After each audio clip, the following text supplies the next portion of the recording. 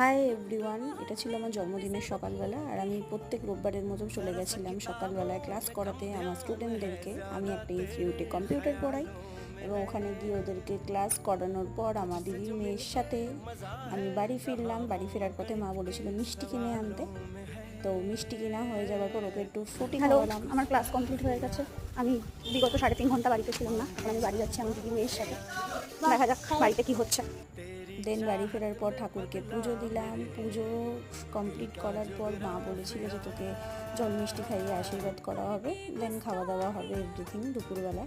তো সেই মতনই দুপুরবেলা মা, বাপি, ঠাম্মা, দাদু, আমার দিদির মেয়ে সবাই মিলে আশীর্বাদ করার পর এই যে এখানে আমার দাদু, ঠাম্মা, মা আশীর্বাদ করছে। এই যে আমার দিদির মেয়ে ফুচকিটা আমাকে আশীর্বাদ করলো। এই যে দুপুরে খাওয়া দাওয়া। আর আমার বিকালবেলা আমার 2 বান্ধবী চলে এসেছিলো কেক নিয়ে।